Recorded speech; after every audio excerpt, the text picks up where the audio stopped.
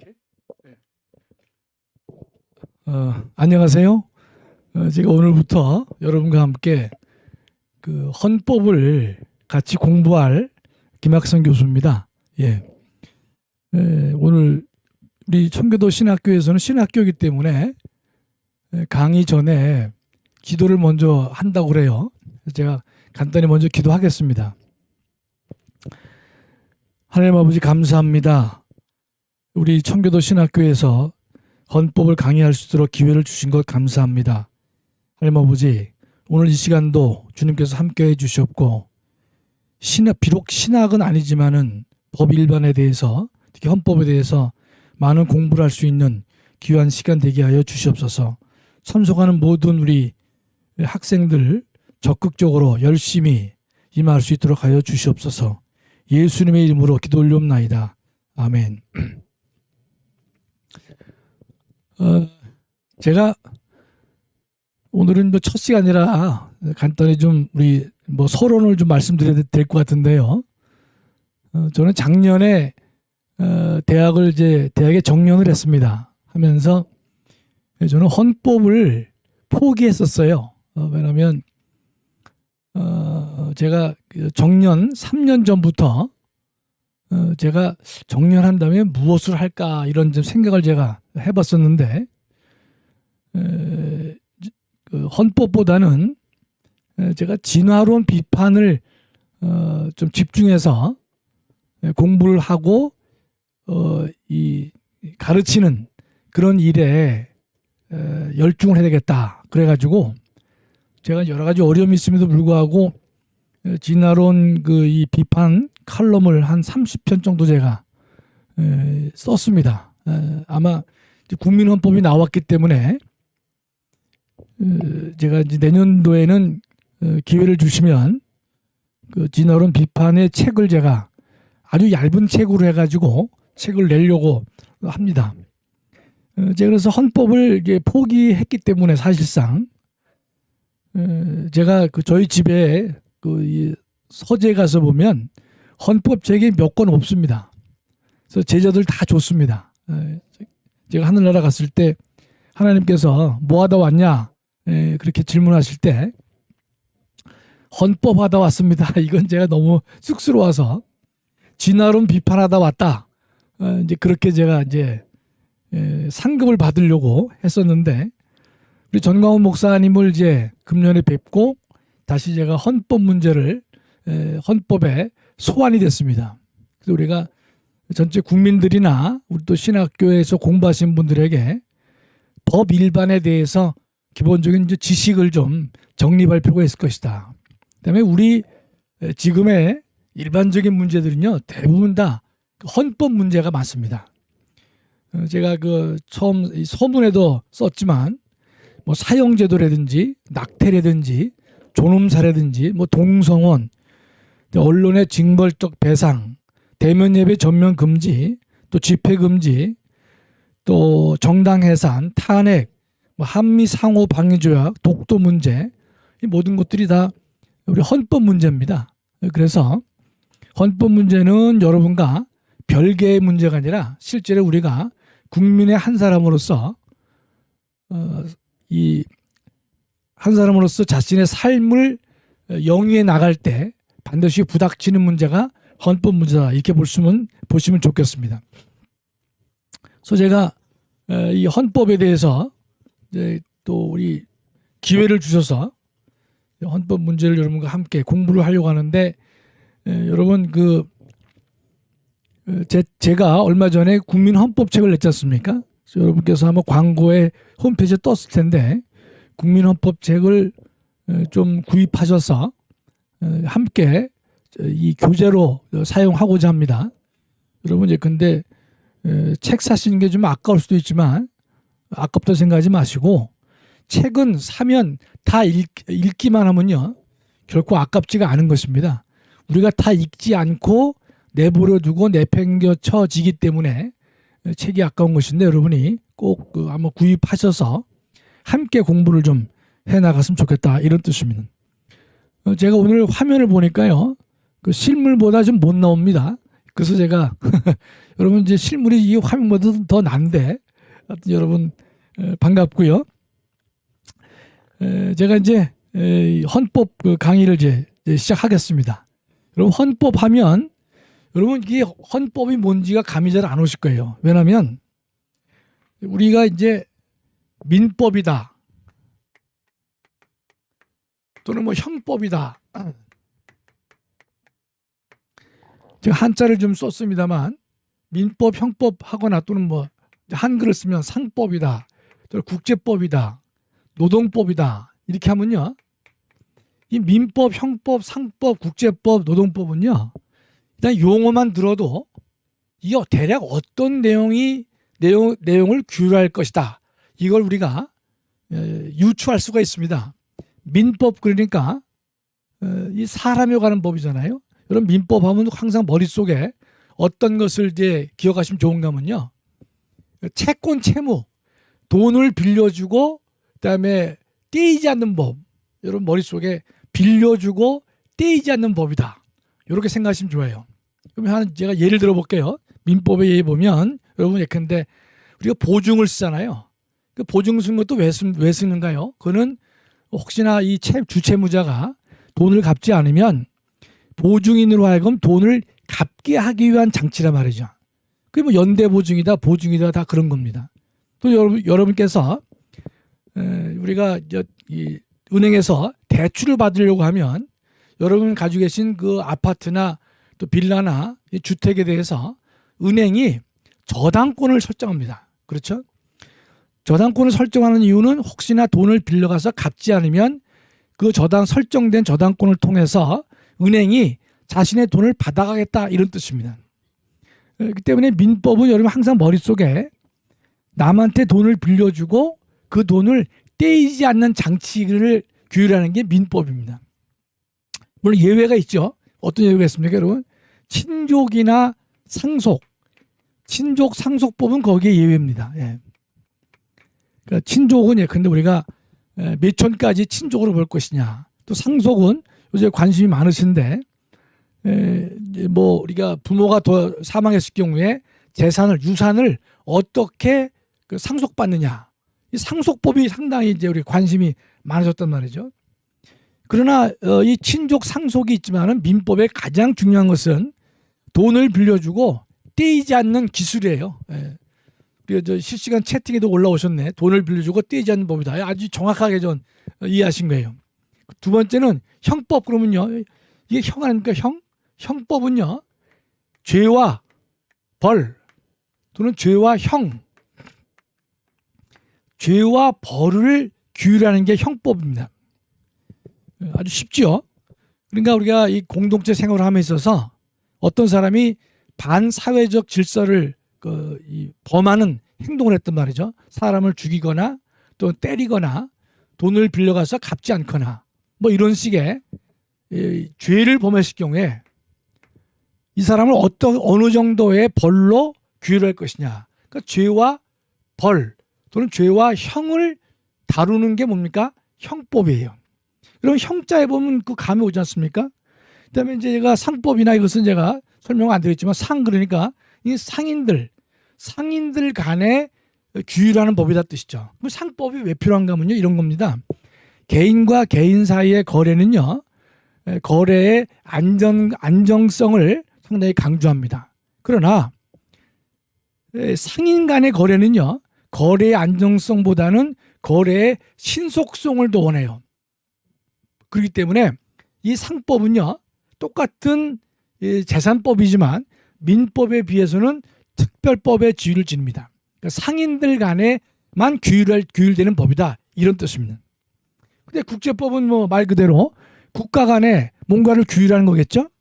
노동법은 사용자와 근로자 사이의 관계를 규율하는 것이다. 따라서 민법이건 형법이건 상법, 국제법, 노동법 뭐 등등 여러 가지 많은 법률들도 보면 정확한 내용은 모른다 하더라도 대강을 알 수가 있어요. 그런데 헌법은 알 수가 없습니다. 헌법은요. 칠판도 잘 지워지네요. 아주 시설이 참 좋습니다. 여기가. 네. 헌법은 이제 한자를 쓰면 이게 여러분 잘 이거 생소한 이게 글자입니다. 예. 헌자가 뭐냐면 헌자. 이 헌자는 여러분 쉽게 이렇게 생각하시면 좋아요. 나중에 제가 말씀드리겠지만 헌은 뭔가를 만들다 또는 구성하다 또는 조직하다 이런 뜻입니다. 무엇을 만들다 또 무엇을 구성한다 조직한다 이런 뜻이에요. 그럼 헌법은요 무엇을 만드느냐? 이거는 한마디로 말하면 국가를 만드는 국가를. 그래서 국가를 만드는 법이 뭐냐? 헌법입니다. 헌법. 그래서 여러분이 그래서 우리가 이제 여러분 5월 1일은요. 5월 1일은 법의 날이라 그래요. 법의 날.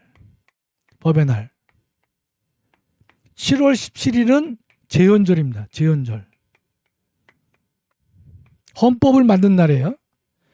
자, 그러면 뭐가 더 중요하겠느냐? 이게 헌법은요. 이 법의 한 종류입니다. 따라서 법의 날이 더 중요할 것 같죠. 그렇죠? 그런데 실제로 법의 날은요. 법무부 자체 내에서 자체 행사로 끝납니다. 그러나 이 헌법을 만든 제헌절은요. 국가 공휴일 이었어요. 지금은 아닌데 국가 공휴일입니다.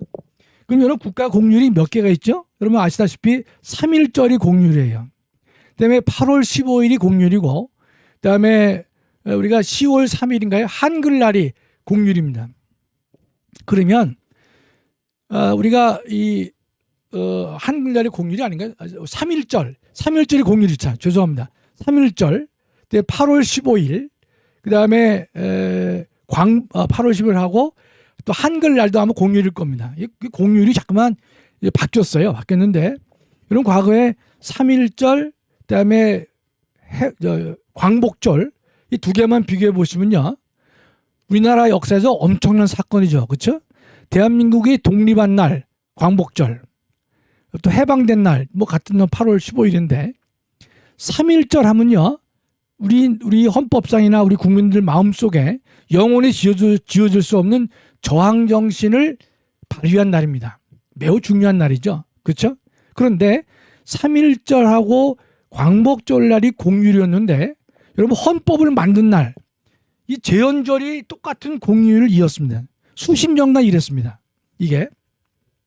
그러면 여러분이 의문을 가지셔야 돼요. 헌법은 법의 일종인데 법의 날은 여러분 잘 몰라요. 모르고 또 알 필요도 없고 뭐 법무부가 내부적으로 이런 행사를 하는 것에 그칩니다. 그러나 헌법을 만든 날은요. 국가 공휴일로 지정해가지고 3.1절과 광복절과 같은 레벨의 국가 공휴일로 수십 년간 있어 왔습니다.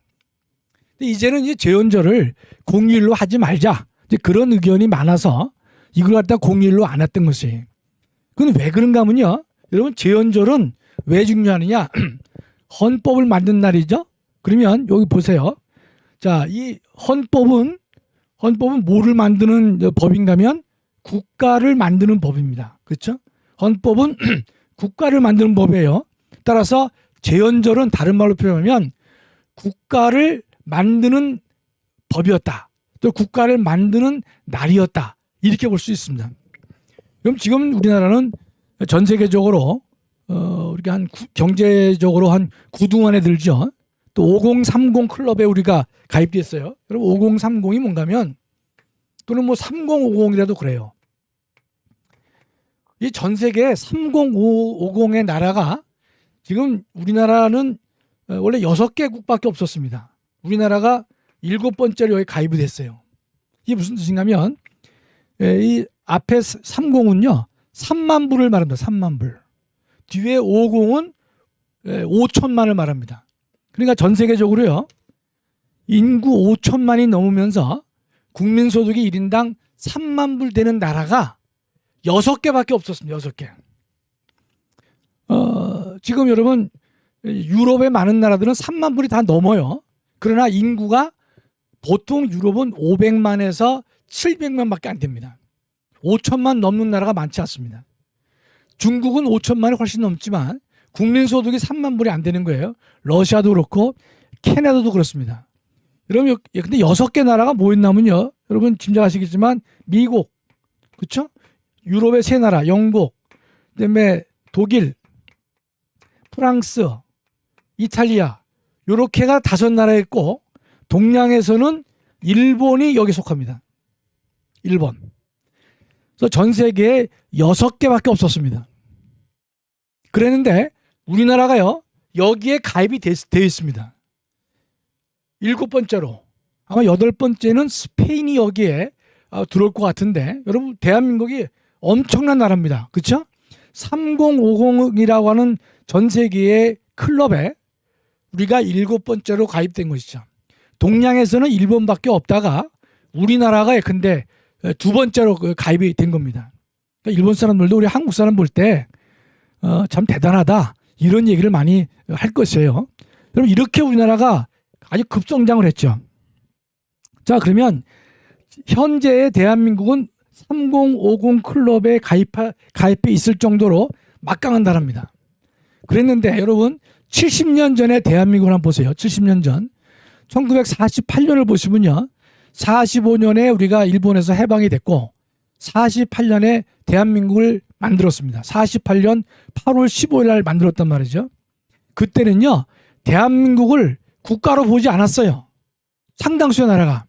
그러니까 유엔 총회에 의해서 우리나라가 남한만의 총선거를 해서 7월 17일 날 헌법을 만들고 8월 15일 날 정부 수립을 합니다. 정부 수립을 해요.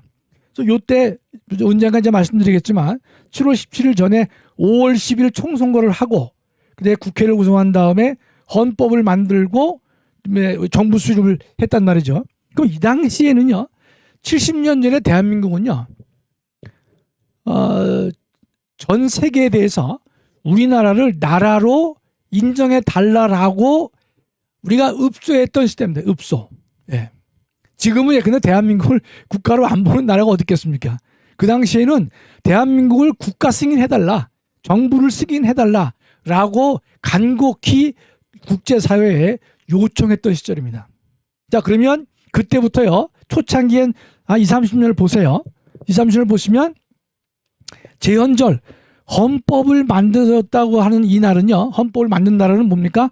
국가를 만든 것이, 국가를 만들었다라고 전 세계에 대해서 우리도 국가를 만들 수 있는 헌법을 제정했다라고 해서 전 세계에 알린 날입니다. 알린 날.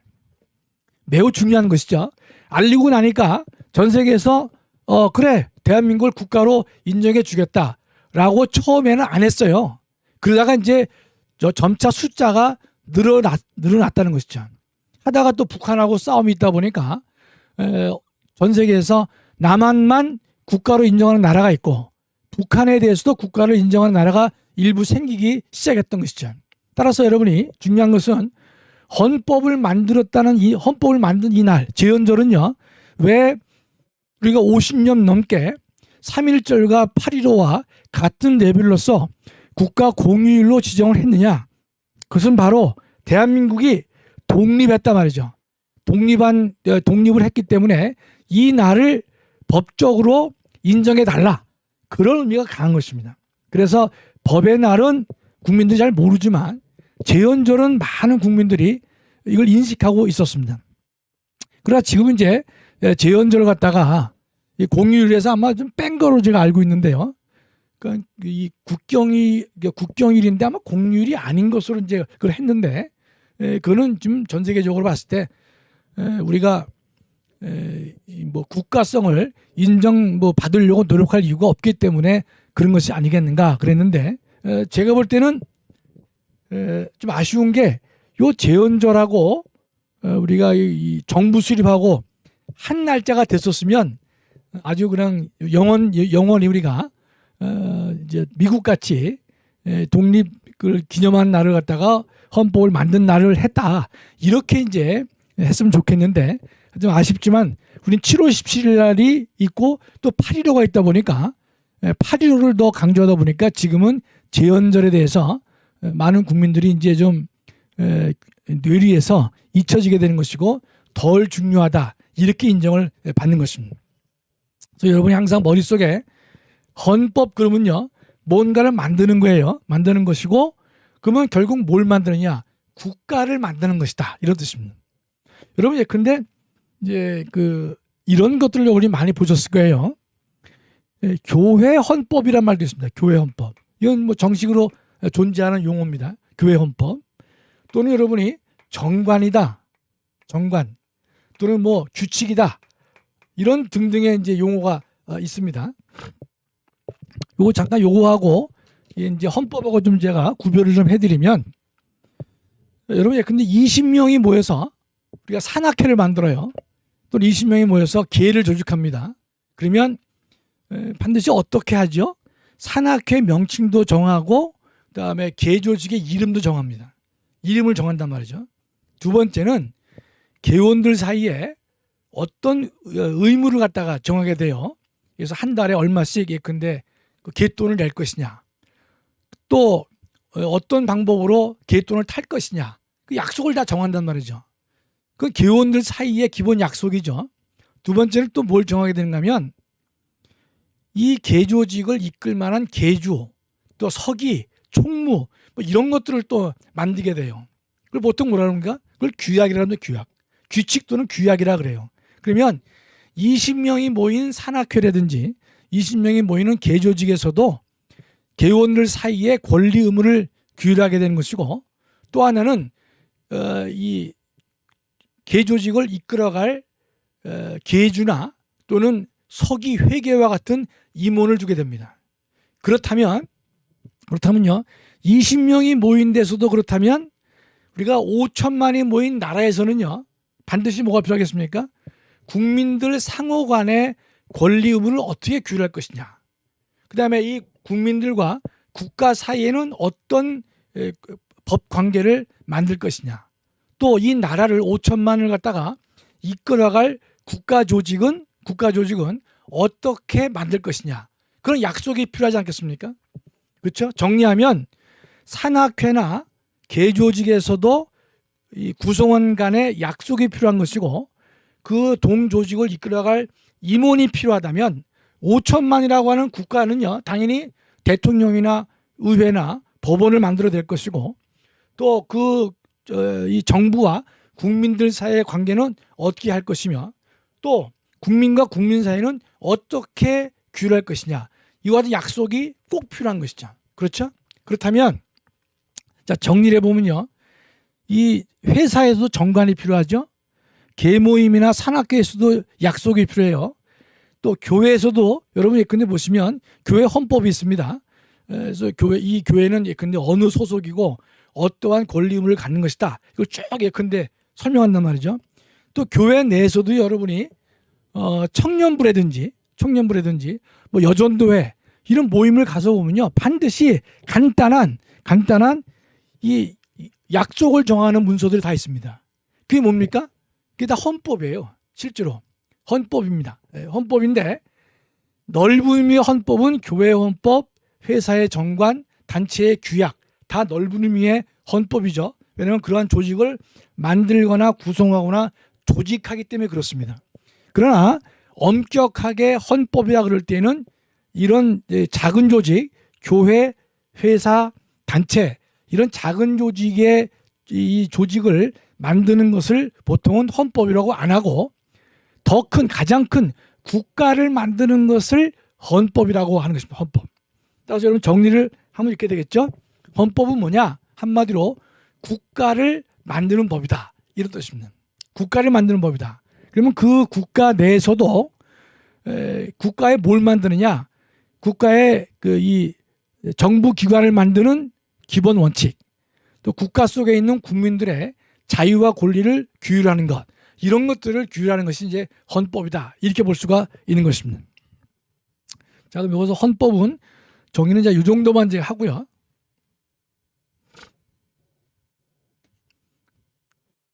여러분 지금 그 책에 보면요, 제가 그 첫 번째 장의 이름을 국가와 헌법이다 했습니다. 국가와 헌법. 국가와 헌법이라고 하는 이제 제목을 달았습니다. 이 국가와 헌법인데 왜 그럼 제가 국가를 먼저 설명했냐 말이죠. 이런 겁니다. 여러분 국가가 뭐냐? 그럴 때 제가 책에다 썼습니다, 여러분. 첫째 줄인데 국가는 정치적 공동체다. 이 단어는 여러분이 암기를 했으면 좋겠습니다. 암기를. 국가가 뭐라고요? 정치적 공동체다. 뭐 똑같은 얘기인데 조금 멋있게 쓴 겁니다. 국가가 뭐냐 할 경우에 정치적 공동체 그러면 좀 더 품위가 있어 보이잖아요. 그렇죠? 예. 근데 여러분 이건 아실 거예요. 이 정치적 공동체인데 국가는 어떤 것을 가장 기본 요소로 하느냐. 그래서 국가 3요소라는 걸 여러분 다 아실 거예요. 근데 우리 국가가 되기 위해서는 국민과 영토와 주권이다. 주권이 필요하다. 이렇게 이건 뭐 우리가 초등학교 또는 중고등학교 때 많이 이제 배워서 다 아시는 거예요. 국가는 뭡니까? 사람과 땅과 권력 이 세 가지를 기본 요소로 하고 있는 하나의 법인이다 이렇게 합니다. 그런데 여러분 이제 이와 같은 정의가 틀린 게 아니에요. 맞는 건데 이런 정의는 그냥 중학교 정도의 학생들에게 또는 중고등학교 학생들에게는 이 정의가 맞아요. 맞는데 우리가 중고등학교를 이제 우리가 다 이수한 연령층에 계신 분들은요, 요런 이 국가 정의에 만족해서는 안 됩니다.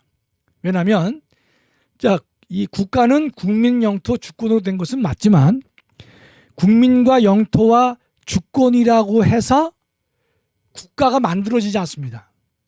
다시 한번요. 국가는 뭐냐? 국민 영토 주권을 기본 요소로 하고 있다. 이 말은 맞아요. 반대로 국민과 영토와 주권이 있다고 해서 국가가 만들어지느냐? 그렇지 않습니다. 그걸 여러분이 제가 이제 설명을 제가 드릴 거예요. 왜냐하면 자 이제 한 차원 높은 국가 개념을 보는 거예요. 우리가 여러분 이런 것이죠. 국가를 놓고 보면 국가는 국민 영토 주권으로 돼 있어요. 그러나 국민 영토 주권이 있다고 해서 국가가 만들어지지는 않습니다. 여기서 화살표는 맞아요. 국가는 국민 영토 주권으로 돼 있지만 국민 영토 주권이 있다고 해서 국가가 만들어지지 않는다는 걸 여러분 잘 기억하셔야 됩니다. 그러면 국민 영토 주권이 있다고 해도 왜 국가가 안 만들어지느냐? 국가가 되려면요, 이 구성원 사이에, 특히 국민들 사이에 하나의 정치적 공동체로 남으려고 하는 구성원 사이에 합의가 필요합니다. 합의가. 이거 잘 기억해 주셔야 돼요. 합의가 있어야 됩니다. 그렇죠? 그러니까 국민 영토 주권만 있다고 해서 국가가 만들어지지 않아요. 국가가 만들어지려면 구성원 사이에 합의가 필요합니다. 합의가. 그러면요, 합의가 되려면요, 합의에 뭔가 합의를 하려면 합의의 그 대상이 필요하겠죠? 대상이? 그렇죠? 이게 뭐냐?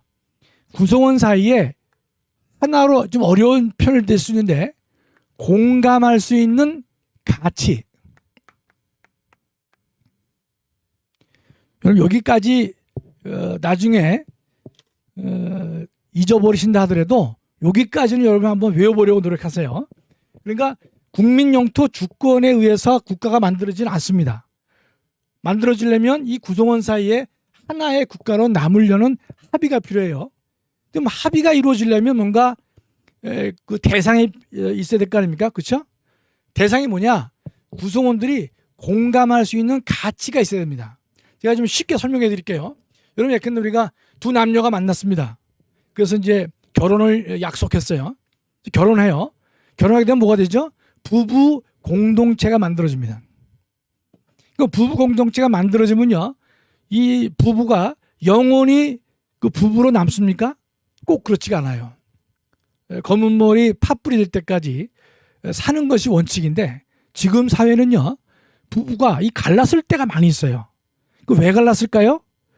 두 남녀 사이에 뭐가 없습니까? 하나의 부부 공동체로 남겠다는 합의가 안 돼서 그럽니다. 합의가 안 되니까 갈라지는 것이. 그럼 왜 합의가 안 되느냐? 그들 사이에 공감하는 가치가 없어진 거예요. 공감하는 가치.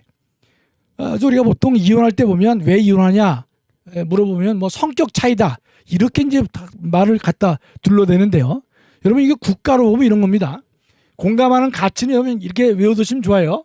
종교, 언어, 역사 이런 것들이 공감하는 가치예요.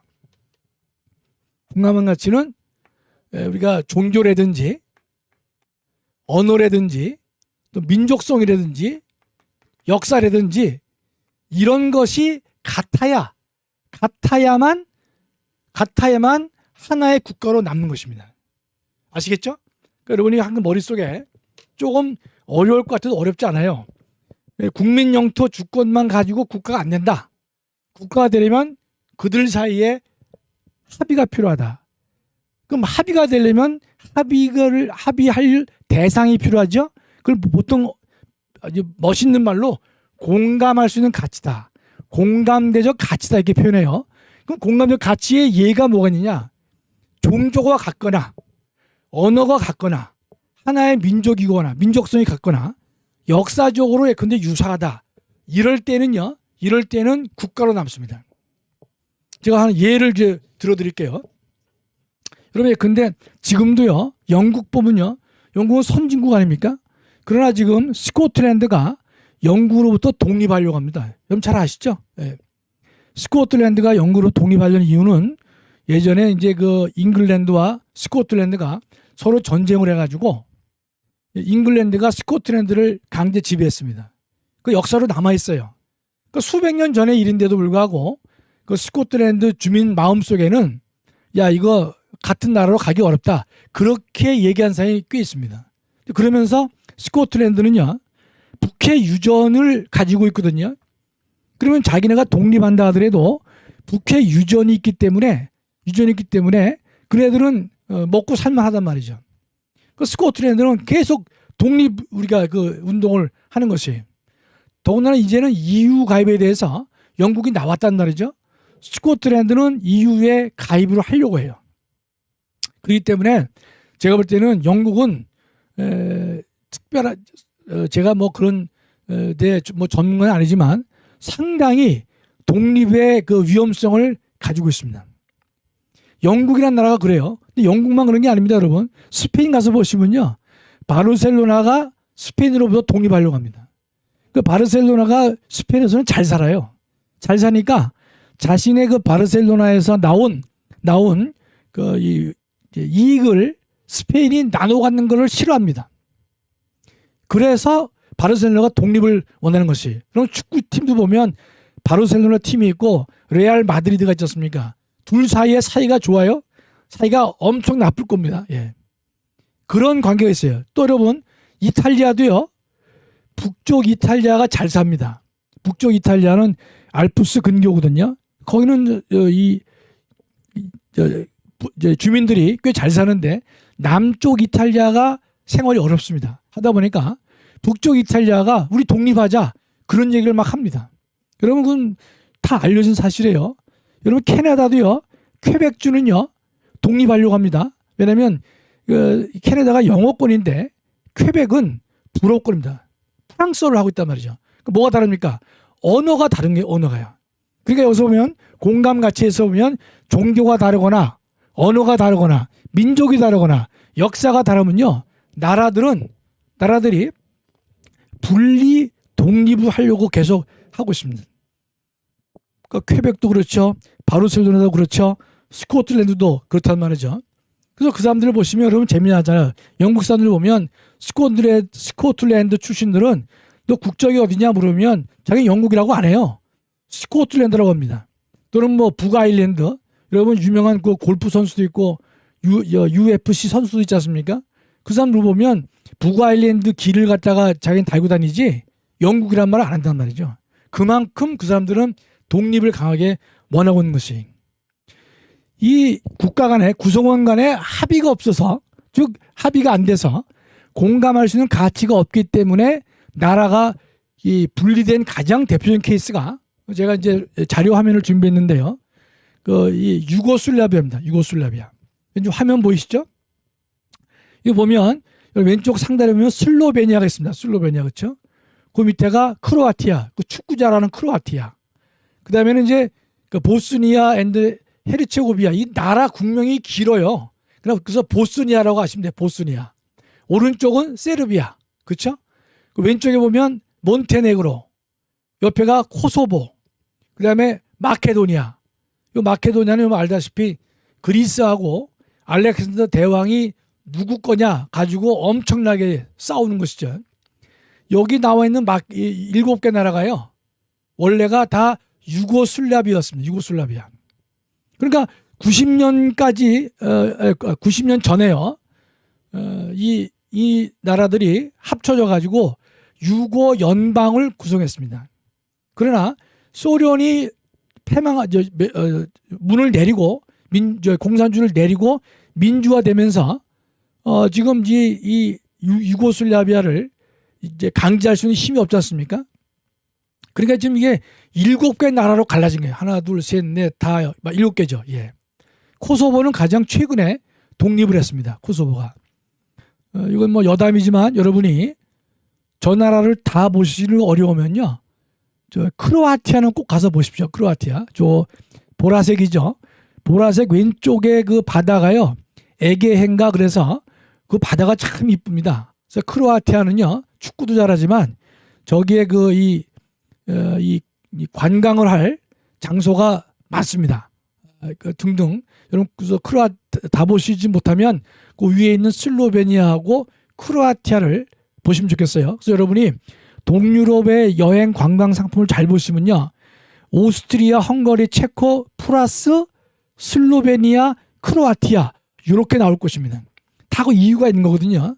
그 밑에 있는 나라들은 여러분이 뭐 안 보셔도 보시면 좋겠고 그러나 이렇게 갈라졌어요. 왜 갈라졌느냐? 이들 사이에서는요. 어떤 나라는 캐톨릭을 믿고 어떤 나라는 이슬람을 믿고 어떤 나라는 개신교를 믿고 또 어떤 나라는 근데 뭐 언어가 다르고 전 세계에서 이렇게 7개 나라로 분열하고 독립된 예가 유고슬라비아가 가장 대표적입니다. 여러분 여기서 뭘 할 수 있습니까? 유고슬라비아는요. 전 세계적으로 유고라는 이름으로 50년 넘게 국제사회에서 단일 국가로 행동을 해왔습니다. 국적도 하나였고 군대도 하나였단 말이죠. 그랬는데 50년이 지났으면요. 이제는 소련이 멸망했다 하더라도 유고슬라비아라는 나라로 계속 유지가 돼야 오를 텐데 이 나라는요. 다 쪼개졌습니다. 7개 나라로 갈라졌단 말이죠. 여기서 뭘 할 수 있죠? 여러분 국가도 구성원 사이에 뭐가 없으면 안 됩니까? 합의가 없으면 국가로 존속되지 못한다. 그 사실을 우리가 알 수가 있는 것이에요. 따라서 여러분 이제 이걸 아셔야 되겠죠? 첫 번째 국가가 뭐냐? 국민 영토 주권으로 되어 있다. 그건 뭐 맞는 정의지만 그건 중고등학교 학생들한테 만든 얘기고 우리는 한 단계 높이 국가는 뭐냐? 국가는 정치적 공동체인데 그들의 국가가 되려면 뭐가 필요합니까? 구성원 사이에 합의가 필요하다. 합의가. 예. 합의가 필요한 거예요. 이 합의가 없다면 국가가 분열될 수밖에 없단 말이죠. 여기 보니까 크로아티아 다녀왔습니다. 그랬는데 잘 다녀오신 거예요. 예.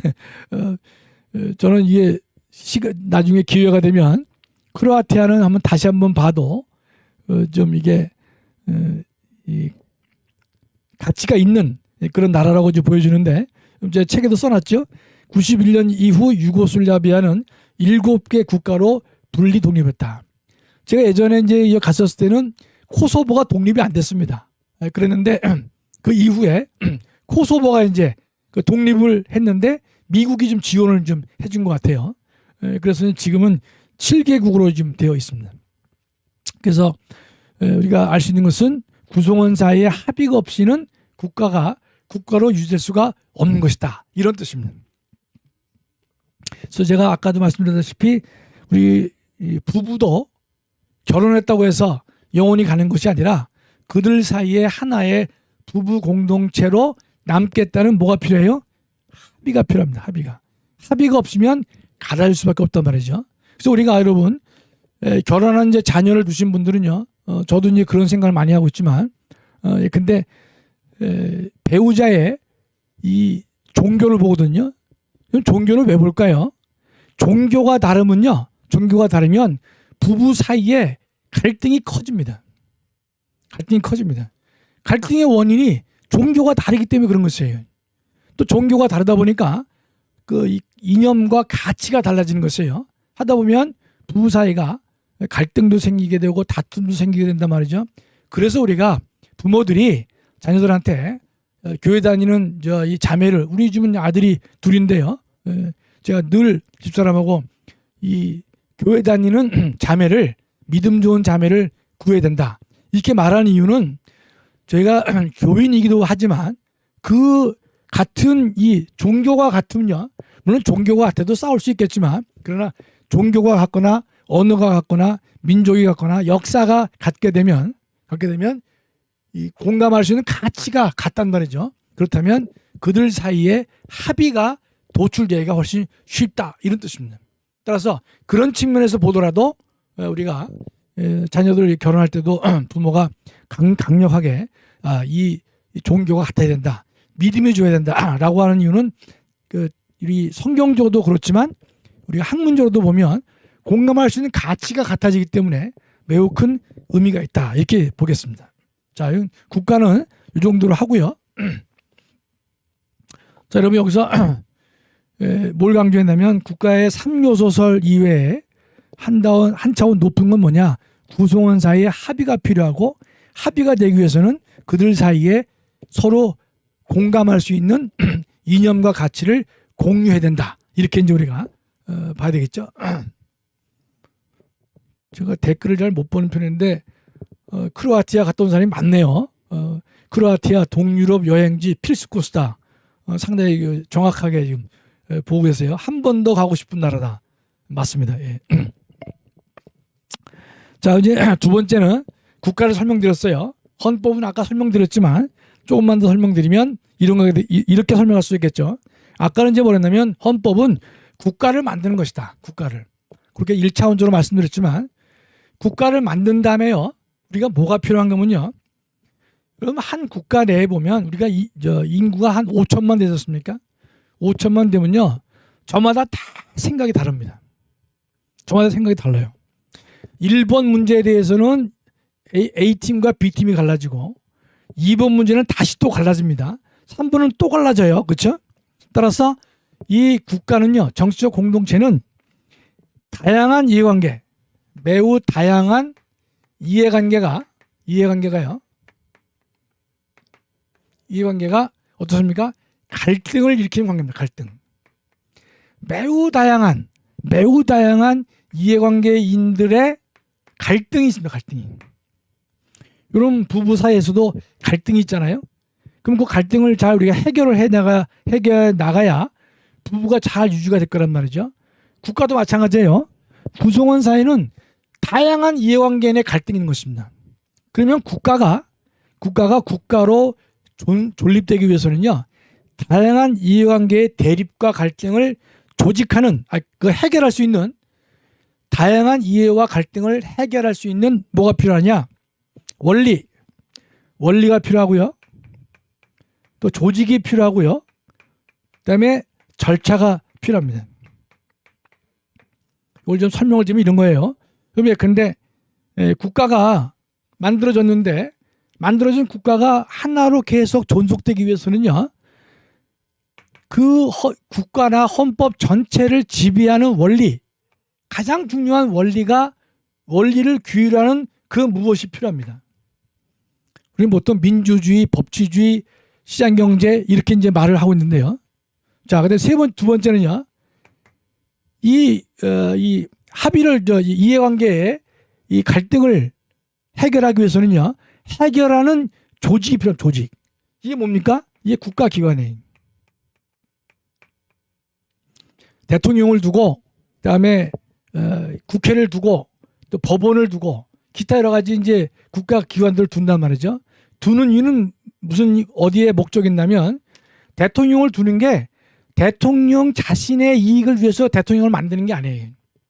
국회도 국회의 이익을 위해서 국회를 만든 것이 아닙니다. 지금 우리나라 지금 이 문재인 정권 하에서는 다 무너졌지 않습니까? 뭐 대통령이 헌법을 무시하고 국회도 180석을 주니까 완전히 다른 야당을 무시하고 국민들의 의사를 무시한단 말이죠. 이건 근본적으로 잘못된 것이죠. 왜냐하면 대통령이나 국회나 법원을 둔 이유는요, 국민의 자유와 권리를 증진시키라고 해서 그와 같은 조직을 둔 거예요. 대통령 자신을 위해서, 국회 자체를 위해서 그러한 국가기관을 둔 것이 아닙니다. 국민의 자유와 권리를 보장하기 위해서 둔 것인데, 이들이 자신의 이익만을 위해서 자신의 권한을 행사한다, 이렇게 되는 것이죠.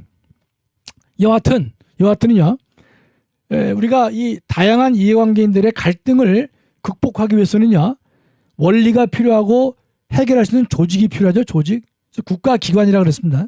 세 번째, 절차란 말은 뭔가면 이런 겁니다. 국가와 국민 사이에 갈등이 있을 수밖에 없어요. 그렇죠? 우리가 지난번에도 문재인 정권이 전면 예배를 금지했단 말이죠. 과연 이 전면 예배를 금지한 것이 헌법상 보장되는 종교의 자유에 대해서 본질적 내용을 침해하지 말라고 했는데 침해한 것이냐 아닌 것이냐, 그 여부를 우리가 다툴 수가 있어야 되겠죠. 그러면 그와 같은 걸 다투는 뭐가 필요합니까? 절차가 필요한 것이. 그래야만 우리가 그 절차에 따라서 우리가 국민들의 목소리를 절차에 담아서 그걸 실현코자 한다, 이런 뜻입니다. 물론 지금 예컨대 이렇게 한다고 해도 국가가 뭐 막무가내로 나가니까 상당히 우리가 좀 여러 가지 그 절망감을 느끼지 않습니까? 며칠 전에도 부산지법에서 뭐를 이제 기각했냐면요, 그 부산의 그 세계로 교회인가요? 그 교회에서 전면 예배 금지는 종교의 자유에 대한 종교의 자유의 본질적 내용을 침해한 것이다 라고 다퉜는데, 법원이 뭐라 했냐면 본질적 내용에 대한 침해가 아니다라고 기각을 했습니다. 그럼 얘가 요 문제도 이제 제가 종교의 자유를 말씀드릴 때 종교의 자유의 본질적 내용이 무엇인지, 과연 전면 예배 금지는 종교의 자유의 본질적 침해인지 아닌지를요, 여러분 제 강의를 들어보시면 바로 알 수 있어요. 바로 알 수 있는데, 판사가 그 사람의 그 이 헌법과 법률과 양심에 따라서 재판을 하도록 헌법은 말하고 있지만 판사가 그 양심이 좀 잘못된 거예요. 그래서 본질적 내용에 대한 침해가 분명함에도 불구하고 본질적 내용에 대한 침해가 아니다라고 해서 기각을 했단 말이죠. 현 정부 측에 쓰는 거죠. 예. 여러분, 근데 뭐 여러 번 말씀드리겠지만 보통 국가기관은요, 법은요, 법 자체가 잘못되는 경우는 물론 있지만 흔하지는 않습니다. 우리 국민들 감정에 왜 그 법에 불신이 있느냐, 그것은 법 자체가 틀렸기 때문에 오는 불신도 있겠지만 그거보다는 법을 해석하고 적용하는 사람이 잘못했기 때문에 나타나는 그런 결과가 많습니다. 제가 그래서 얼마 전에 자유일보에 글을 썼습니다만, 지금의 문재인 정권 하에서의 이 헌법 질서를 보면요, 헌법의 타락이다 또는 법의 타락이다. 제가 법의 타락이라고 하는 제목으로 칼럼을 쓴 바가 있단 말이죠. 법의 타락은 법 자체의 타락도 법의 타락이지만 법을 적용하고 해석하는 것이 엉망일 때, 건전한 법상식에 어긋날 때, 그건 우리는 타락으로 볼 수밖에 없단 말이죠. 예. 그래서 지금 뭐 문재인 정권이 이제 그런 일이 비일비재하게 되는 것이죠. 우리가 정권 교체를 반드시 달성해야 되는 이 절체절명의 과제가 되는 이유도, 지금 5년 동안 문재인 정권이 해온 정말 잘못된 헌정 질서를 타락시킨 이것에 대해서 우리가 예컨대 권력이 바뀌어야만 이 문제를 물을 수가 있거든요. 이 권력이 있는 데서는요, 그런 문제가 이거 해결이 잘 안 됩니다. 예전에 그 노태우 대통령이 한보그룹에서 비자금을 받았다고 돼 있어요. 그랬는데 노태우 대통령 당시에는 비자금을 받았다라고 하는 그런 그 심증은 많이 있었지만 그때는 밝혀지지 않았습니다. 노태우 정권이 무너지니까 한보에서 비자금을 받았다는 사실이 백일하에 드러나게 되는 것이에요. 지금의 근데 이재명 후보가 대장동 몸통이냐 아니냐, 우리가 그를 지지하는 사람들도 아마 그 사람이 몸통이라고 느낄 것이에요. 그 수사를 안 하고 있으니까요, 애꿎은 예컨대 그 부하 직원만 그 자살을 하고 있단 말이죠. 정말 그래서 야, 이게 참 우리가 열심히 노력해가지고 정권 교체를 이뤄낼 것이다. 그게 절체절명의 우리가 과제가 되는 것이고, 정말 우리 강의를 듣는 많은 분들은 그런 생각을 가지고 계시겠지만, 우리가 소신껏 우리가 분명히 이야기를 하고 이웃에게 얘기를 우리가 단호하게 전해야 될 것이다. 제가 이제 며칠 전에 제가 이 헌법 교수들 이제 그 채팅방이 있는데 뭐 몇 명 없었지만, 몇 명 없다고 하는 것은 상당히 가까운 사이 아니겠습니까? 근데 어느 그 현직 교수가 그런 질문을 올렸어요. 이재명과 윤석열 중에서 어느 후보를 지지하십니까? 그러니까 또 다른 교수는 어디서 아이 뭐 그렇게 그 민감한 질문을 할 수 있느냐 이렇게 얘기를 해요. 그래서 제가 뭐라 썼냐면, 나는 이재명은 대통령 후보로 보지 않는다라고 제가 썼습니다. 전과 사범의 그런, 제가 볼 때는 그런 후보는 이제껏 70년 대한민국 역사에서 없었어요. 그 어느 정도 인격을 갖추고 능력이 있고 품성을 갖춘 사람들끼리의 경쟁을 했는데, 사람들은 예컨대 이게 좌파냐 우파냐 뭐 등등 이런 가지고 우리가 갈등을 했지만, 지금의 우리가 이재명 후보 같은 그런 후보를 우리가 본 바가 없기 때문에 나는 이재명 후보로 보지 않는다. 그러니까 그 다음부터 대화가 좀 잘 안 되죠. 안 되지만, 그러나 제가 교수로서 제 확신을 제가 이야기를 안 할 수가 없다, 이런 뜻입니다. 자, 그 정도 보시고요. 다시 이제 헌법으로 돌아오겠습니다. 헌법을요. 예. 제가 지금까지는 뭘 말씀드렸죠? 국가를 말씀드렸어요. 국가를요. 예. 국가는 정치적 공동체다, 이렇게 이제 하시면 좋겠고, 국가는 세 개의 요소로만 되는 것이 아니라 그 구성원 사이에 합의가 필요할 것이다. 그 합의는요, 구성원들의 공감할 수 있는 가치가 일치되어야만 가능할 것이다, 이렇게 말씀을 제가 드렸어요. 그래서 이제 우리가 공부할 이제 헌법입니다. 헌법. 그 헌법은 조금 전에 제가 말씀드렸다시피 우리 국가는 구성원 사이에 매우 다양한 이해관계를 가진 사람들이 갈등하고 반목합니다. 그러면 이 갈등과 반목을요, 해결하기 위한 일정한 법질서가 필요하죠. 법질서.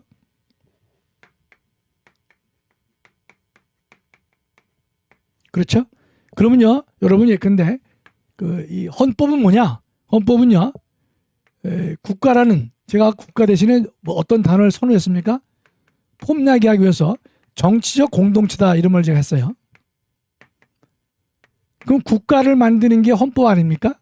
그러면 정치적 공동체의 기본적인 법질서가 헌법이다, 이런 뜻입니다. 요거 알아두시면 좋아요. 그러니까 정치적 공동체의, 국가라는 정치적 공동체의 기본적인 법질서다, 이런 뜻입니다. 자, 그러면요, 예를 들어볼게요.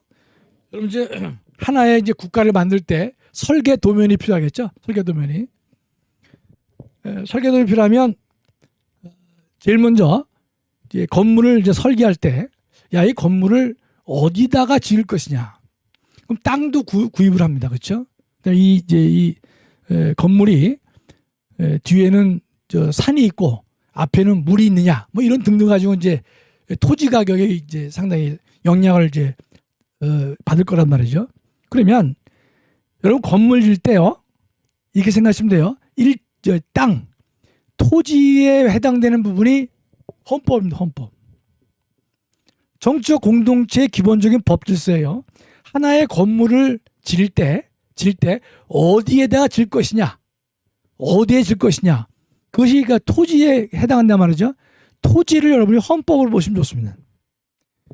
이 헌법을요, 모래 위에 세울 것이냐, 아니면 단단한 흙 위에 할 것이냐. 이 헌법을요, 조금 더 설명드리면, 토지라고 하는 것은요, 이 헌법을 자유민주주의를 지향하는 토지 위에다가 세울 것이냐, 시장 경제를 중요시 여기는 토지 위에다가 세울 것이냐, 아니면 북한과 같이요, 완전한 계획 경제, 통제 경제를 이루면서 인민민주주의를 지향하는 그 법질서, 토지 위에다 세울 것이냐에 따라서 건물 전체가요, 성향을 달리하게 됩니다. 그렇겠죠? 그래서 대한민국 헌법은 어디다 세웠습니까? 그 기초가, 법질서가 또는 토지가 자유민주주의, 시장경제, 여기에 이게 우리가 근거를 해서 헌법을 만들었다는 뜻이죠. 그렇죠? 그러면 이 토지 위에요. 1층은 뭐냐? 여러분 이제 보시면 요걸 이제 법학을 공부 안 하셨다 하더라도 여러분 잠깐 좀 보시면 좋아요. 1층에는요. 제일 중요한 게 뭡니까? 민법이라는 방이 있고 형법이라는 방이 있는 거예요. 형법이라는 방. 1층에는요. 그러니까 국민들의 재산권을 잘 규율할 수 있는 해결할 수 있는 방이 필요할 겁니다. 이게 민법이에요. 민법방이에요. 네. 그다음에 죄와 벌을 다스리는 게 형법입니다. 여기 1층이에요. 1층. 그런데 요 1층에는요. 민법이나 형법방 옆에는 반드시 뭐가 있냐면요. 여기에 요런 조그만 방이 있어요. 민사소송법. 그다음에 형법 옆에는요. 형사소송법 방이 있을 거예요. 이게 무슨 말입니까? 여러분 예컨대 이거죠. 민법은요. 개인과 개인 사이에 재산 문제를 규율해요. 규율하는데 이 규율을 구체적으로 어떻게 실현할 것이냐. 그게 바로 뭡니까? 이 소송의 절차. 소송에 관한 게 필요하단 말이죠. 그러니까 내가 누구한테 100만 원을 빌렸어요. 그럼 받을 돈이 있느냐 없느냐. 이 문제는 뭐죠? 이 문제는 민법을 가지고 파악을 합니다. 그러나 내가 100만 원이 받을 돈이 있다 그래가지고 바로 그 사람 집에 가서 내가 딱지를 붙이고 근데 야 돈 내놔 이렇게 할 수가 없어요. 우리나라 법제는요. 어떻게 합니까? 이때는 요 민법의 내용을 법원에 가서 구체적으로 어떻게 실현할 것이냐 그거를 절차를 다루는 법이 필요합니다. 그렇죠? 그게 뭐예요? 그게 민사소송법이에요. 민사소송법. 형법이 있고 형사 절차에 관련된 형사소송법이 바로 옆방에 붙어 있습니다. 요게 여러분 1층이야 1층. 아시겠죠? 1층. 그 다음에 2층에는 뭐가 있느냐? 2층은요. 여러분 아까 기억나실지 모르겠는데 민법이라고 하는 개인과 개인 사이의 재산을 규율할 때요. 요거 말고 상인과 상인, 즉 기업 간의 거래는 제가 신속하고 효율을 필요하다고 말씀드렸잖아요. 그러면 요 위에가 뭡니까? 상법이에요. 상법. 이거 2층이죠. 2층. 이해가 되시죠? 1층에 요 개인과 개인의 재산권 문제와 요걸 갖다가 조금 더 신속하고 빠르게 하기 위해서는 상법이 필요합니다. 상법이. 상인 간의 거래에 규율되는 법이에요. 그 다음에 같은 2층에는요. 뭐가 있느냐? 요거는 행정법입니다. 행정법. 행정법은 뭔가 하면요. 국가와 개인 사이에 권리 의무를 다투는 거예요. 예를 들어서 여러분이 주유소를 하려고 그래요. 또 목욕탕을 여러분 하려고 해. 그럼 어떡합니까? 우리 구청이나 시청에 가가지고 내가 이제 이 주유소를 하려고 한다. 허가를 내달라라고 신청하지 않습니까? 그러면 구청이나 시청에서 이거 가능하다 아니면 안 된다 이렇게 결정을 할 거란 말이죠. 그렇죠? 그러니까 국가와 개인 사이의 권리 의무 아시겠죠? 요거 행정법은요. 국가와 개인 사이의 갈등 요거를 규율한 것이 행정법입니다. 이해가 되죠? 자 보세요. 민법은 개인과 개인의 재산 문제, 상법은 하나 더 특별법으로서 상인과 상인 사이의 재산 문제, 형법은 죄와 벌을 다루는 법, 그다음에 2층에 있는 행정법은 국가와 개인 사이에 주유소 영업 허가라든지 또는 뭐 목욕탕 영업 허가라든지 또는 뭐 약국 허가라든지 이런 등등의 문제는 다 국가와의 관계란 말이죠. 그렇죠? 요거를 다루는 게 뭡니까? 요게 행정법입니다. 그러면요. 요 행정법 옆방에는요. 옆방에는 뭐가 있느냐?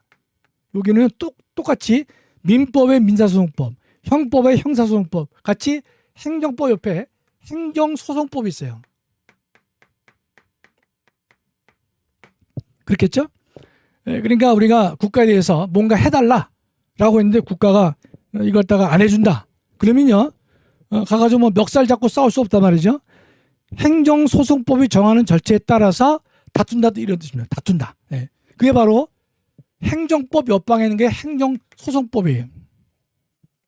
아시겠죠? 그럼 3층은 뭐야? 3층은 기타 다양한 법들이 여기 있습니다.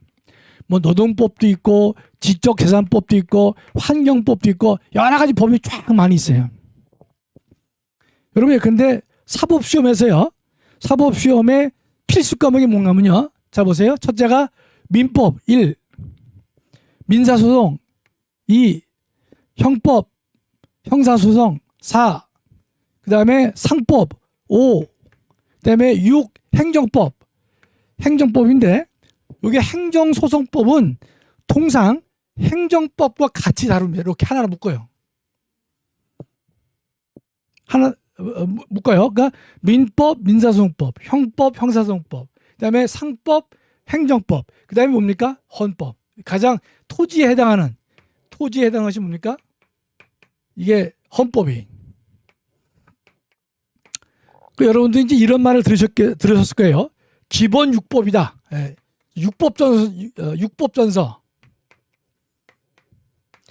육법정서라는 말을 여러분 많이 들었을 거예요. 그래서 뭐 사법시험을 합격하려면 육법전서를 다 외우면 된다. 뭐 이렇게 이제 얘기하고 있지만, 실제로 이제 육법전서를 외우는 사람은 없고요. 예, 또 외울 필요도 없고.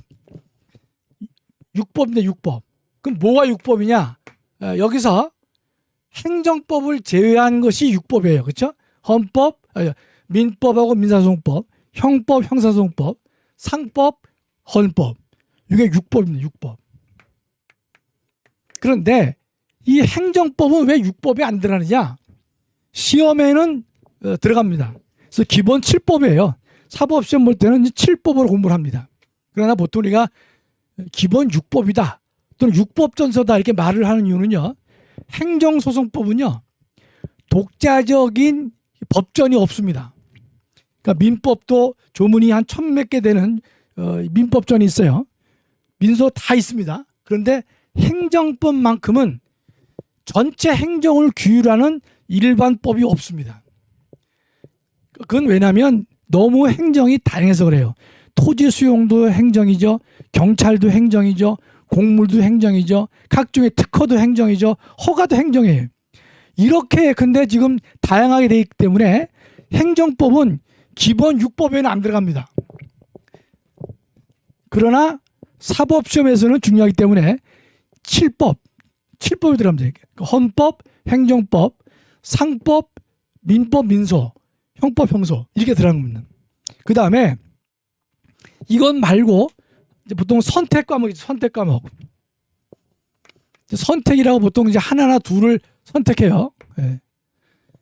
여기는 많습니다. 뭐 여기 노동법, 지적재산권, 뭐 환경법, 뭐 등등 많은 국제법 이런 등등 있습니다. 이렇게 이런 것들은요, 이걸 전공하는 교수들한테 좀 미안하지만 이건 썩 중요하지 않아요. 썩 중요하지 않다는 게 아니라 다 중요하지만 기본 7법을 잘 공부하면 이 나머지 3층 방에 있는 법들은 그냥 뭐 독학으로 또는 뭐 교수님 강의를 좀 들으면서 해도 충분히 커버가 될 수 있어요. 그러나 여기 기본 6법이나 7법은요, 우리 교수들한테 강의를 잘 듣고 또 체계적으로 본인이 정리를 해 두어야만 되기 때문에 사법시험에서 지금도 변호사 시험 마찬가지인데 이렇게 보고 있고, 뭐 노동법, 지적재산권, 환경법, 국제법, 국제사법 이런 등등은요 어떻습니까? 선택 과목이에요. 선택 과목이에요. 예, 그래서 지금 이제 그 로스쿨 체제에서는요 어떻게 되는가면 이 3층 방에 있는 요 교수들, 요 전공자들하고 요 1층과 2층에 있는 교수들하고는요 좀 갈등 관계가 있습니다. 예. 왜냐하면 1층하고 2층 또는 헌법을 하는 토지 개념인 헌법하고 1, 2층 교수들은 사법시험 과목이니까 이건 뭐 필수란 말이죠. 그러니까 말 한마디 하더라도 좀 권위가 있어요. 그런데 여기는 학생들이 근데 노동법을 많이 선택하느냐 또는 뭐 이 지적재산권을 많이 선택하느냐 환경을 선택하느냐에 따라서 그 교수들의 위치가 많이 달라집니다. 만약에 학생들이 환경법을 이제 학생들이 한두 명밖에 신청 안 한다. 그러면요 이 환경법 교수는 야 이거 이 강의가 만약에 없어지게 되면 자기 밥자리를 잃는 거 아니냐. 그래서 여하튼 뭐 노력들을 좀 많이 하죠. 그러나 요 기본 7법에 해당하는 교수들은 뭐 이거는 없어지지 않기 때문에 좀 느긋하게 이 문제를 볼 수가 있죠. 그런 정도의 차이가 있는데 뭐 그건 여러분 여담이고요. 여러분 항상 머릿속에 이 토지에 해당하는 것이 헌법이다. 1층 방에는 민법과 형법이 있고 그다음에 민법 옆에는 소송법인 민사소송법, 형법 옆에는 형사소송법이 있단 말이죠. 2층 방에는 상법이 있고 그다음에 여기 행정법이 있는데 이거는 행정소송법이 별도로 있지만 통상 하나로 다룬다. 하나로. 예, 그렇게 여러분 보시면 되겠고 3층에 있는 노동, 지적 재산, 환경 뭐 이런 거 많습니다. 예, 한 뭐 7, 8과목이 더 있는데 7, 8 말고의 과목들은 학교에서 가르치질 않고요. 보통 7, 8과목도 다 개설을 안 하는 학교가 많이 있습니다. 현재 로스쿨이 이제 이 학생 수에 비해서 교수들의 숫자가 많기 때문에 운영이 어렵습니다. 운영이. 그래서 이제 많이 이걸 제거를 해 나가는데 여러분이 헌법을 여러분 공부하시면서 이 전체를 한번 알아두시면 여러분 이해가 상당히 빠를 겁니다. 아마 제 자랑이 아니라 이렇게 좀 설명을 잘하기도 어려울 거예요. 제가 우리 정광훈 목사님 8개월 따라다니면서 모시고 보니까 좀 자랑하는 것도 좀 늘었어요. 제가. 자, 웃자고 하는 겁니다. 예. 그래서 여러분 책의 2페이지에 보시면 18페이지죠. 헌법의 의와 발전이다. 이렇게 제가 이제 해놨단 말이죠. 그다음에 19페이지에 들어갑니다. 19페이지. 19페이지는 이제 이런 설명을 제가 드린 거예요. 헌법도요. 시대에 따라서 좀 이게 변화가 됐습니다. 아마 오늘 뭐 여기까지 제가 설명을 드리면 될 것 같은데요. 여러분 잘 보세요. 헌법이 어떻게 바뀌어 왔느냐 매우 중요합니다. 이건 첫째는요. 초창기 뭐 초창기란 말을 제가 이제 썼는데 이게 뭔가면 옛날에 그 임금이 있었던 시절 그렇죠? 이제 전제 군주죠. 전제 군주의 시절에도 헌법은 있었어요. 근데 그 헌법은 주로 어떤 기능을 했느냐? 이 당시 헌법은요. 앞으로 헌법은 제가 C 또는 V라고 이제 표시하겠습니다. 영어로는 Constitution이고 독일어는 Verfassung이에요. 그래서 보통 이제 이 헌법 교수들이 독일어를 많이 쓰니까 제가 여기 V로 표시하겠습니다. V, Verfassung. 예. 이 당시도 헌법이 있었어요. 헌법이 있었는데 그때 헌법은요 주로 어떤 기능을 담당했는가 하면 국민의 자유와 권리를 보장하기 위한 수단으로서 기능을 못했습니다. 헌법은 있었는데 어디에 사용됐냐? 군주가 자기 자신의 권한을 행사하는 절차와 방법만 주로 규율했습니다. 그러니까 누구를 위한 헌법이죠? 국가기관과 또는 군주를 위한 법이었어요. 국민의 자유와 권리는 전혀 관심 없었습니다. 여러분 근데 우리나라 조선도 마찬가지죠. 여러 가지 각종의 법률이 있지 않습니까? 그 법률을 보면 다 군주 중심으로 군주의 권한 행사를 정당화시키는 그러한 법조문은 많이 있었습니다. 그러나 국민의 자유를 증진시키고 권리를 확보시켜주는 데는 관심을 보이지 않았어요. 이게 초창기의 헌법이 그렇습니다. 근데 이런 헌법은요 우리가 헌법이라고 부르지 않습니다. 헌법이라고 부르려면요 두 번째 이 헌법에는요 반드시 국민의 자유와 권리에 관한 내용을 담고 있어야만 이 헌법을 우리는 헌법이라 부르겠다 이렇게 하는 것입니다. 제가 여러분 자유와 권리도 나중에 이제 용어가 다르다는 것을 설명드릴게요. 자유와 권리. 예. 지금은 이제 첫 시간이니까 이 정도만 하겠습니다. 머릿속에 늘 헌법은요. 국민의 뭐가 언급해야 됩니까? 국민의 자유와 권리를 언급해야만 그것을 우리가 헌법이라 부를 것이다. 헌법이 국민의 자유와 권리를 언급하지 않고 군주가 자신의 권한 행사를 정당화시킬 수 있는 내용만 담고 있었다면 그건 진정한 헌법이 아니다. 아니다. 아시겠죠? 그러니까 절대 군주 시대에도 헌법은 있었어요. 그러나 그 뭐냐? 군주가 정당하게 자신의 권한을 행사할 수 있는 절차를 기준을 제공했다 이런 뜻입니다. 그런데 이 다음에 어떤 일이 벌어진가 하면요. 여러분 여기서 오늘 제가 강조하고 싶은 것 중에 하나가 머릿속에 꼭 기억해 두셔야 됩니다. 시민혁명. 시민혁명이 있고 산업혁명이 있습니다. 산업혁명.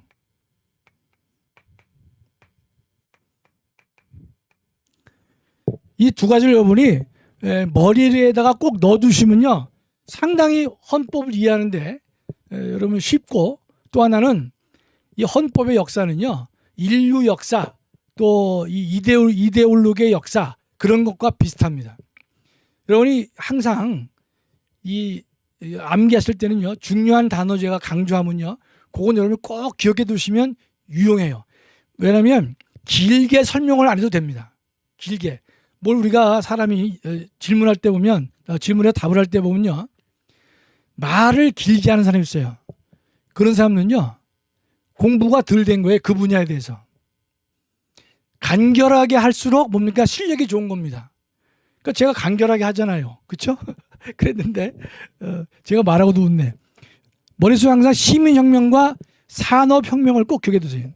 우리 인류의 역사에서는 두 개의 혁명이 있었는데 하나는 시민혁명이요. 하나는 산업혁명입니다.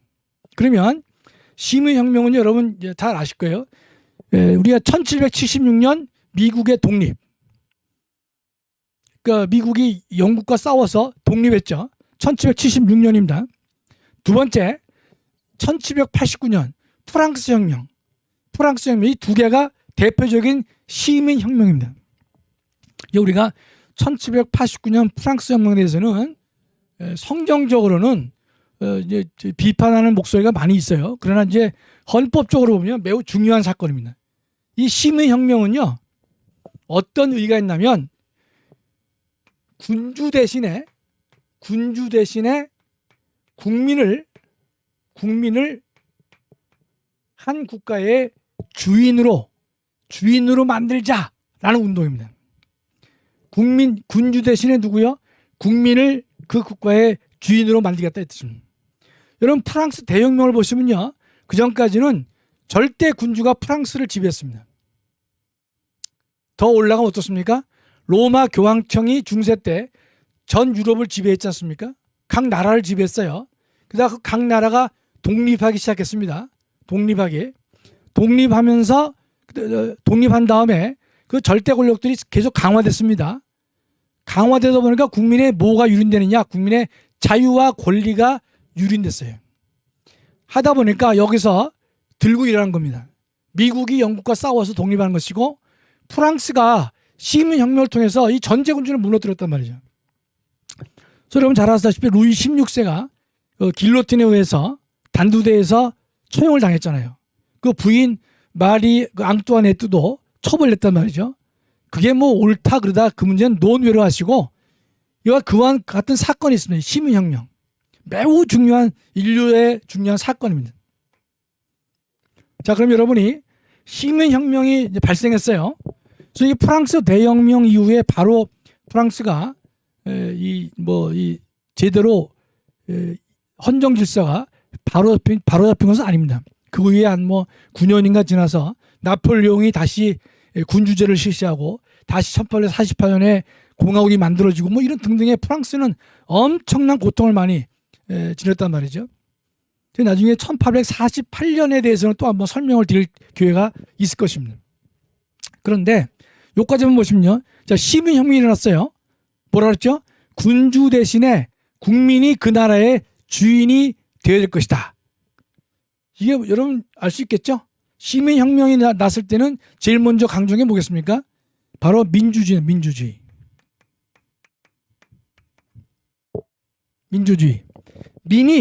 국민이 한 나라의 주인이 되지 않으면 안 되는 원리. 이게 민주주의입니다. 민주주의예요. 그 민주주의를 갖다가 가장 강조한 게 뭡니까? 이 시민혁명이에요. 시민혁명. 자, 그다음에 시민혁명이 있었습니까? 시민혁명이 있게 되니까 이때 이 경제적으로는요 뭐하고 결합했느냐? 자유방임.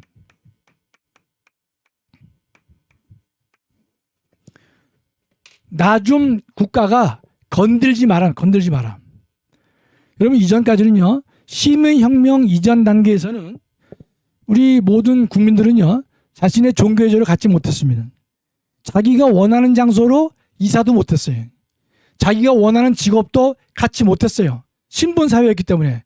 아버지가 노예면 자식도 무조건 노예였어요. 아버지가 귀족이면 양반이면 자식도 양반이었단 말이죠. 그 얼마나 부당합니까? 그렇죠? 따라서 민주주의를 외쳤고 자유와 권리를 외쳤어요. 그런데 그 당시 보면 이 경제적으로는요 자유방임, 국가가 국민의 경제에 관여하지 말라 이걸 강조합니다. 지금 여러분 이제 문재인 정권이 얼치기로 말이죠. 지금 시장 경제에 개입을 해가지고 부동산 올랐죠. 최저임금 막 올랐죠. 그래서 실업자 늘어났죠.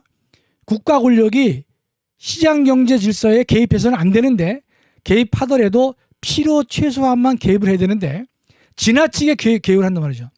지나치게 개입하는 사람은 누구냐? 이게 인민민주주의 성격이 강한 겁니다. 즉 통제경제, 중앙경제, 중앙통제경제를 강조하는 공산주의적 사고가 있었기 때문에 경제에 자꾸만 개입하는 겁니다. 하다 보면 경제가 망가지는 거예요. 이 당시에는 자유방에 맡겼습니다. 그래서요 이 시민혁명의 결과 인류는요 놀라운 발전합니다. 놀라운 발전. 그 이전에 누리지 못했던 부를 추구하게 됩니다. 그랬는데 여기서요 뭐가 문제됩니까? 이 시민혁명으로 인해 가지고 수많은 부를 창출합니다. 그랬는데 여러분 근데 우리가 사는 인류 역사에서는요 이 천국이 아니기 때문에 한계가 있는 것이에요. 부를 만들어내다 보니까 어떻게 이제 이게 변모가 되는 거면요 사용자와 근로자 사이에 갈등이 생겼습니다. 아무래도 그 사용자가 더 세단 말이죠. 그다음에 부의 편제.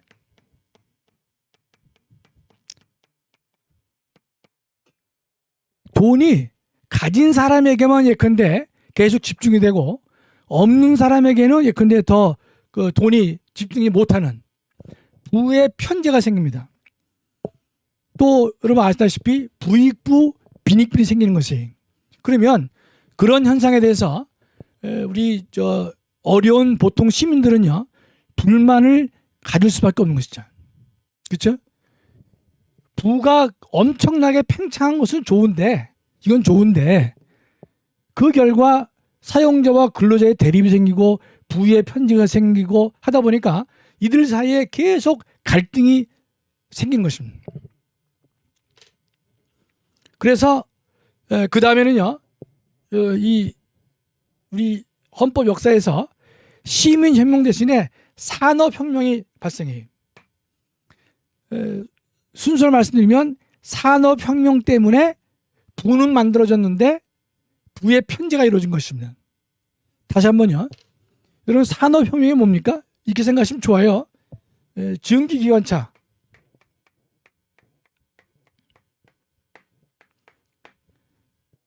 그러니까 이 당시에 보면 전기기관차가 만들어져서 각종의 기계가 만들어지지 않습니까?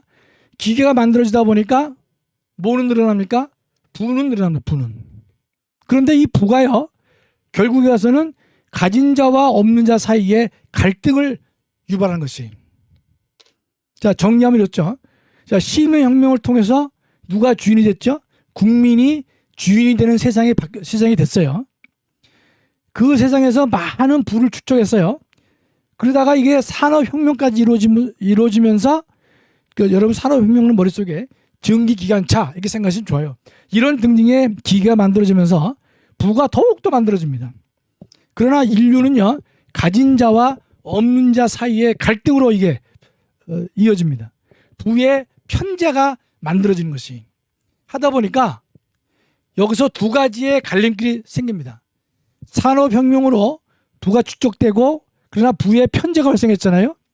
요 결과에 대해서 요걸 해결해야 되는데 해결하기 위해서 어떻게 하느냐? 기존의 이 자본주의나 민주주의에서는요, 이때 이 없는 사람, 이 가지지 못한 사람, 즉 없는 사람이죠, 그렇죠? 없는 자에 대해서 국가가 적극 나서서 생활을 보장해 줘야 된다, 생존을 배려해 줘야 된다, 이렇게 헌법을 고치게 됩니다. 반면에 이 공산주의 사람들은요, 이게 자본주의는 이걸로 해결이 안 된다, 근본적으로 나라의 구조를 바꿔야 된다 라고 서로 대립을 합니다. 하다 보니까 여러분, 이거 세계 최초예요.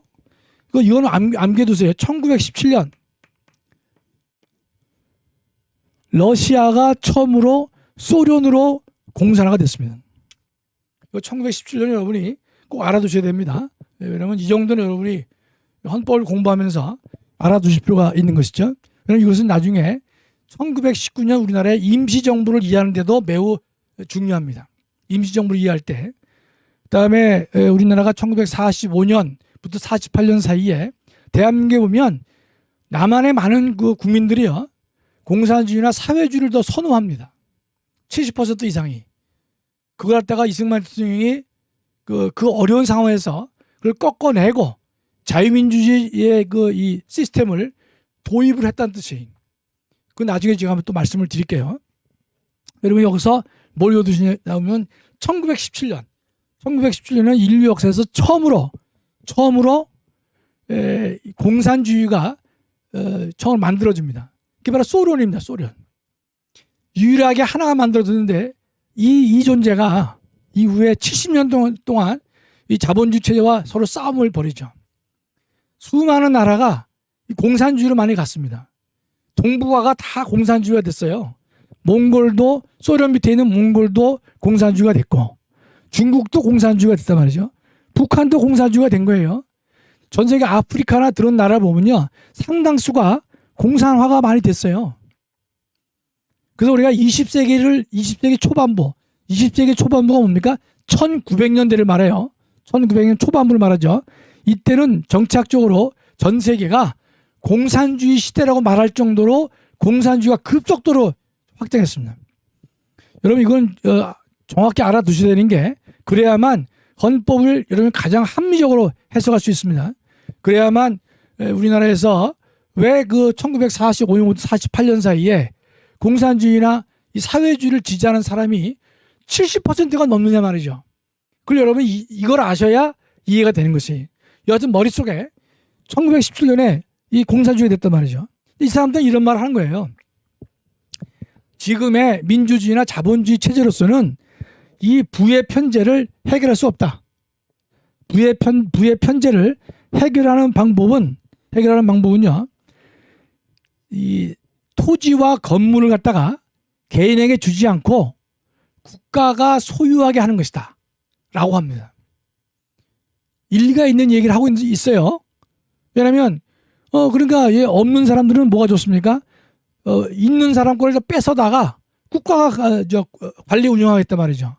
라고 하니까 상당수의 사람들이 저거 멋있는 정치체제다 말이죠. 그렇게 여러분 전 세계의 많은 인류가 거기에 속아 넘어간 겁니다. 그래서 소련 밑에 있는 몽골도 공산화, 중국도 공산화, 북한도 공산화, 또 아시아, 아프리카의 많은 나라가 공산화가 됐어요. 여러분, 왜 공산화가 됐겠습니까? 그 사람들도 뭔가 생각이 있어서 공산주의를 했던 것이에요. 그 당시에는 이거 지금 정말 자본주의로서는 안 되겠다 말이죠. 그러니까 우리 새로운 정치 시스템을 도입해야 되겠다. 그래서 이 공산화가 많이 된 겁니다. 그 일리가 있는 거예요, 여러분. 무조건 틀렸다고 하시면 안 돼. 그 당시엔 몰랐던 것이에요. 그러나 제가 볼 때는 우리 이승만 대통령을 정말로 하나님께서 보내주신 우리 대한민국을 살린 분이다. 왜 말할 수 있느냐? 당시 대한민국의 70% 넘는 사람이 공산주의나 사회주의를 지지했어요. 여러분, 1919년 상해 임시정부의 다수가 공산주의자였어요. 그럼 그걸 아셔야 되는 거예요. 그런 상황 속에서 이승만 대통령은 미국서 공부를 하셨단 말이죠. 또 한 가지 이승만 대통령은 하나님이 내신 분이에요. 그리고 그 양반이 저는 천재란 말을 잘 안 쓰는데 이승만 대통령은요 정말로 천재에 가깝습니다. 천재. 제가 기회가 되면 다 설명을 드릴게요. 제가 논거를 다 대겠습니다. 예. 그러니까 이승만 대통령을 통해 가지고 그 어려운 싸움 속에서 이 이승만 대통령이 이 시장경제 또 자유민주주의 이거를 지켜낸 사람이에요. 그 당시 미 군정도요 북한하고 남한의 사상을 결합시켜서 중도에 속한 사람끼리 이 대한민국에 정부를 만들란 말이죠. 그렇게 미국이 강요했어요. 강요. 그 점령군 아닌 게 미국도 소련도 그렇지만 그런 상황에서도 이승만 대통령은 절대로 안 된단 말이죠. 강력하게 밀어붙인 거예요. 그래서 미국에서 이승만 대통령을 끌어내리려고 그러한 기도를 여러 번 했었습니다. 그분이 아니었으면요 대한민국의 자유민주주의와 시장경제가 들어설 수가 없었던 겁니다. 저도 예컨대 만약에 그 당시요 1945년도나 48년 사이에 제가 20대나 30대 청년이었으면 저도 분명히 공산주의를 지지했을 것이. 왜? 우리 부모님이 예컨대 지주가 아니란 말이죠. 그런데 공산주의는 어떤 나라를 만들겠다고 그랬느냐? 노동자와 농민의 나라를 만들겠다는 거예요. 노동자 농민의 나라를 만들다니까 얼마나 반갑습니까? 지주들의 땅을 다 뺏어가지고 국유화시키겠다는 거예요. 상당히 기분 좋죠. 여러분 예컨대 우리가 자기한테는 못이 안 들어온다 하더라도 옆집 사람이 잘 나가던 사람이 막 계산도 뺏기고 그러면요 기분이 나쁜가요? 기분에 우리가 인간의 나쁜 속성인데 그 기쁨을 느낍니다. 기쁨을. 그래서 여러분 이런 속담이 있잖아요. 속담이 얘기가 있는데 러시아에서 어떤 가난한 그 농부가 있었어요. 부자 농부가 있고 그래서 가난한 농부한테 뭐 해달라냐 물어봤어요. 물어보니까 그 사람이 의외의 답변을 합니다. 가난하니까 나한테 뭐 돈을 달라, 뭐 소를 달라, 뭘 달라라고 얘기해야 될 텐데 그 사람은요 뭐라고 답을 했냐면 옆집에 있는 그 부잣집 소 죽여달라 말이죠. 그렇게 얘기를 했어요. 그게 우리의 인간의 속성이야. 지한테 무슨 뭐 기도 제목을 들어준다 그러면 나한테 소도 달라 양도 달라 그러면 되는 거 아니에요. 이 사람의 소원은 뭐냐? 나 양 소 필요 없는데 저 옆집 잘 사는 사람의 소를 죽여달라 말이죠. 그게 여러분 우리 인간의 속성이에요. 그러니까 제가 근데 그 당시에 만약에 뭐 30대였다 그러면 저희 집이 지주가 아닐 거란 말이죠. 그러면 어떻습니까? 노동자 농민의 나라를 만드니까 그걸 찬성할 수밖에 없잖아요. 그 당시 수많은 지식인들이 공산주의를 지지를 한 게 바로 그런 이유가 있는 것이에요. 얼토당토하게 된 게 아닙니다. 그러나 지금 우리가 주사파를 왜 반대했느냐? 네? 그거는요. 소련이 70년 지난 다음에 자기네 체제가 잘못됐다라고 해서 문을 내렸어요. 공산주의 문을 내렸단 말이죠. 그래서 민주화가 된 거예요. 망했다는 거예요.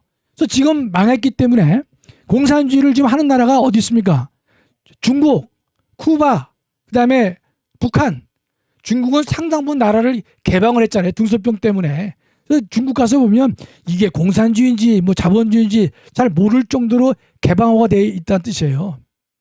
그럼 70년 지나서 종주국인 소련이 문을 내렸어요. 그래서 소련은요. 예전에 막스 레닌주의에 기본을 했지 않습니까? 북한도 헌법에서요. 막스 레닌주의를 포기했어요. 자기네들도 창피하니까. 소련이 망했기 때문에 막스 레닌주의를 포기했고 그래서 들어온 게 뭡니까? 주체 사상으로 되시는 겁니다. 그러면 우리가 70년 전, 80년 전에 그때는 몰랐기 때문에 공산주의를 지지할 수도 있어요. 그러나 지금 이미 소련이 70년 지나본 다음에 이 공산주의 이 문제를 다 포기했단 말이죠. 1990년에 포기했잖아요. 포기한 마당에 즉 망한 이념이야. 망한 이념.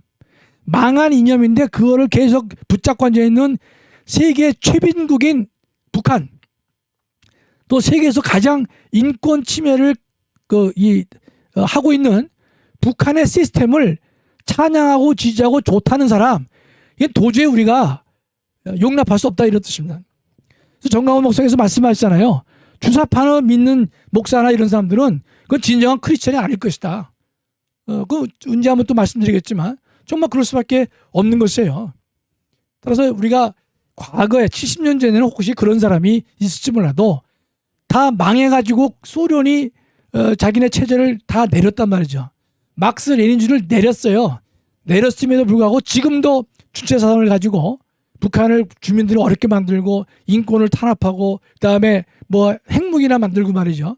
그런 정권을 예컨대 지지한다, 찬양한다. 이거는요 정말 이거 부끄러운 일이고 하늘 아래 같이 우리가 머리를 둘 수 없는 사람이라고 생각을 하는 것이에요. 그래서 우리가 이를 위해서 우리가 노력할 것이다. 우리 정광훈 목사님께서 왜 3번이나 그 감옥에 가셨겠습니까? 문재인 정권하고 싸웠잖아요. 문재인 정권은 무슨 정권입니까? 주사파 사람들이 주로 중심이 돼가지고 국정을 운영해서 대한민국의 정체성을 없앴단 말이죠. 그러기 때문에 그런 저희 정권을 우리는 용서할 수 없다. 그래서 전 목사님께서 강력하게 지금 앞에 나서서 싸우시고 계시고 힘든 가운데도 한단 말이죠. 우리가 그걸 왜 지지하고 따르는 것이냐? 바로 그게 옳기 때문에 그런 것이에요. 70년 전에 다 망한 세계 최빈국인 북한의 시스템이 좋다라고 말이지. 그렇게 하는 그런 사람들을 우리는 도저히 동의할 수가 없기 때문에 그런 것입니다. 자, 정리하겠습니다. 여기서 보면 초창기 헌법은 군주를 위한 헌법이었죠. 그러나 그 이후에 시민혁명이 발생했어요. 그래서 이 인류를 많이 발전시켰습니다. 부를 또 축적을 시켰어요. 그러나 산업혁명, 전기기관차 등의 산업혁명의 남으로 인해 가지고 엄청나게 부가 늘어납니다. 그러나 이 기회 때문에 근로자가 실업자가 됩니다. 실업자가. 부의 편제가 발생해요. 이거를 우리가 해결하자. 현대 헌법의 과제이기도 하고 사회보장이나 사회복지를 우리가 강조하지 않습니까? 왜 강조하느냐? 부의 편제를 좀 막아보자는 뜻입니다. 없는 사람을 좀 우리가 구제해보자 이런 뜻이에요. 반면에 소련은 1917년에 처음으로 공산화가 됐죠. 공산화됐죠. 그러나 여러분 알다시피 70년 지난 다음에 공산주의가 실패했다라고 문을 내렸어요. 실패했다고. 그럼 이건 나중에 또 제가 설명을 드리겠죠. 그럼에도 불구하고 이런 시스템을 지금도 지지한다. 우리는 논리적으로, 이성적으로 이해, 납득, 공감이 안 되는 것입니다. 이해도 안 되고 납득도 안 되고 공감도 안 되는 것입니다. 자, 그럼 오늘까지 제가 하고 시간이 다 돼서 또 다음에는 또 이어서 또 다른 헌법 내용을 여러분에게 설명드리겠습니다. 감사합니다. 마치겠습니다.